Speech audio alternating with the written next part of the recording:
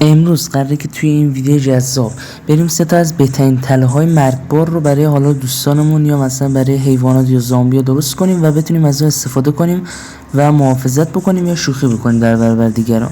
بریم سراغ ویدیو. لیتس گو. خب رفقا، ما قراره توی این ویدیو اولین تله‌مون رو بذاریم و برای ساخت اولین تله باید 4 تا بلاک ارزش باشه و اینکه 6 تا بلاک هم حالا طولش باشه، ولی خب بستگی داره که شما چقدر دوست دارید چقدر مثلا تله‌تون بزرگتر باشه. برای همین بعد 2 تا بلاک برید پایین، بعدش بعد اندازه 2 تا بلاک بیاین بالا که زیر یه بلاک رو خالی کنید، یعنی اینطوری ببینید که بلاک های رو بذارید و بتونید زیرش ردستون بذارید. اول از همه زیرش رو ردستون کاملا پر میکنیم. حالا که پر کردیم روش حالا مثلا هر بلاکی که دوست داشتیم، فقط مثلا شن اینا نباشه که مثلا نیاد پایین. بعدش دورش رو همش رو چی بود اسمش؟ اسم قشنگی داشت، استیک پیستون میذاریم. بعدش که دورش استیک پیستون گذاشتیم روش رو بعد فنس بزنیم. الان اشتباه شد، فنس میزنیم. بعدش که حالا فنس رو گذاشتیم روی اینا بعد از همون چی میگن پدالایی که مثلا پلت میگن یه چیزی طوری ماننده بذاریم که مثلا حالا یه گوسفندی هم چیزی میذاریم وسطش تا ببینیم مثلا به جای یه زامبی یا رفیقمون کسی بخوایم اذیتش بکنیم چگونه میشه. بعد اگه بخوایم رفیقمون اذیت کنیم که بعد روی سروایول باشه، نتونه که مثلا پرواز کنه بیاد اینورتر. و الان هم میبینید که مثلا یونجی میگیریم دستمون، یک گوسفند میاد از هر طرف که میخواد بیاد طرف یونجی نمیتونه بیاد. بریم برای ساخت دومین تله. خب دومین تله مثلا فکر کنین این یه خونمونه، مثلا دیوارشه اینا. جلو شما مثلا بعد بکنیم مثلا اندازه 2 یا 3 بلاک میریم پایین. اول اینجا رو بکنیم کاملا که بعدش حالا بکنیم ما میتونیم مثلا حالا 2 باشه 3 باشه، ولی خب بهتره که ارزش 2 باشه، چون 3 باشه نمیتونیم از اون مثلا پنجره ها بذاریم تا بازو بسته بکنیم، وسطش خالی میمونه. حالا یه بلاک دیگه باز میریم پایین و حالا تا اون موقع بکنیم هیچی نگیم.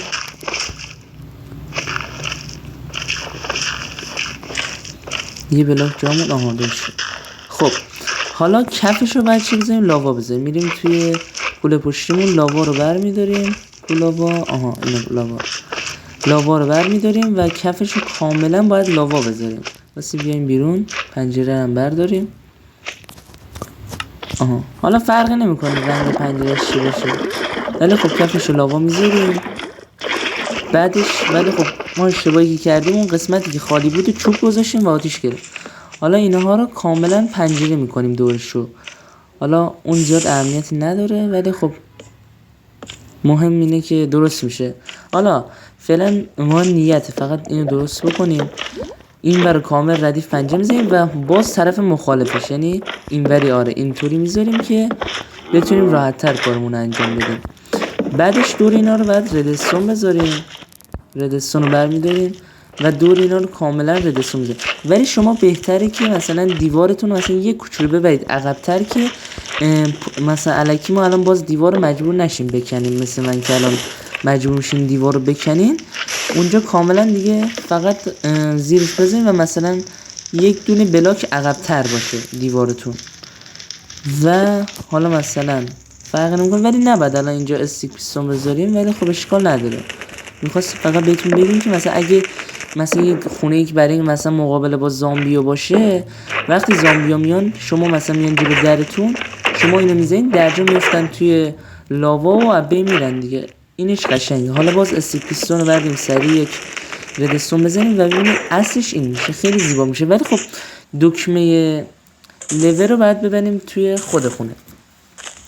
حالا میایم برای اینجا این یه نوع مثلا برای بیشتر اذیت کردن مثلا دوستی یا مثلا بخواین زامبیو بیارین طرف خودتون بیشتر، که مثلا شما یک نوع چاله مانند درست میکنید و همین که میاد دکمه رو میزنید لور رو میزنید درجا میفته توی چاله.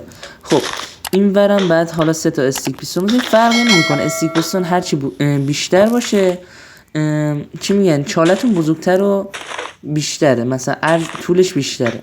خب این ورم به طرف بغل میذاریم استیک پیستون ها رو و روش هم باز ردستون میذاریم. بعدش یه ردستون رو گذاشتیم. حالا الان ببینید کاملا درسته، یعنی دوتا وقتی میزنید دوتا چی اسمش، دوتا بلاکی که از خاک همون سبزا چمنن به هم میچسبن. حالا ما باید اول اینجا رو وا کنیم، بعدش باز دوتا بلاک بریم پایین. بعدش حالا قسمت جذابش اینه که ما توش مثلا چه اسمش لاوا اینا نمیذاریم، توش از این مایباد کنکی ها میذاریم که بتونیم ضربه بزنیم. و حالا مثلا این دوتا بلاک هم میزنیم کفش از این مایباد کنکی ها که بذاریم خیلی طرف فشاری میشه دیگه. یعنی مثلا ببینید میفته یک دفعه، نه اینکه مثلا یک دفعه کامل دمیج بخوره، ببینید مثلا اینا سمی میکنه و مثلا بچه فقط فوشت میخواد بده و شما میخندین و بهش قاه قاه میخندید دیگه، در اصل بچه فشاری میشه. خب حالا ما اول اینجا رو بلاک بذاریم، اول اینا رو کامل پر بکنیم که دیگه طرف افتاد توش به غلط کردن میفته.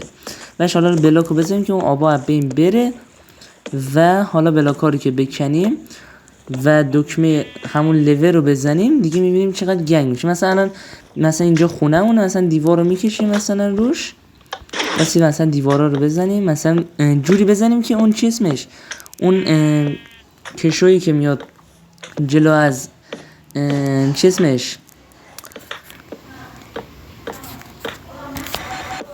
از استیک پستونا که میاد جلو معلوم نباشه دیگه. مثلا خیلی طبیعی مثلا دورش علف بذاری یا مثلا سنگ بزنید، کلا طبیعی رفتار بکنید.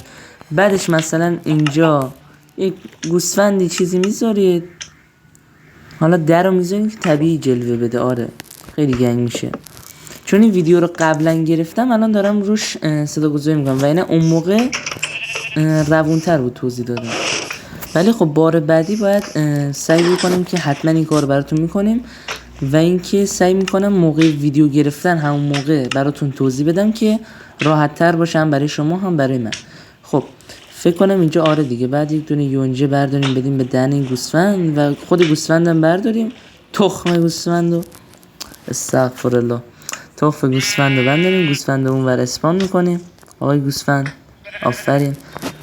و بعدش مثلا همین علف رو که میگیریم، ولی خب دیر شد دیگه. آره یکم دیر شد، ولی این دومی خیلی زود شد. ولی خب مهم اینه که رفیقتون رو اذیت کنید، مهم نیت رفقا، مهم نیت. ببینید اصلا اینجا میفته روش و در رو میزنید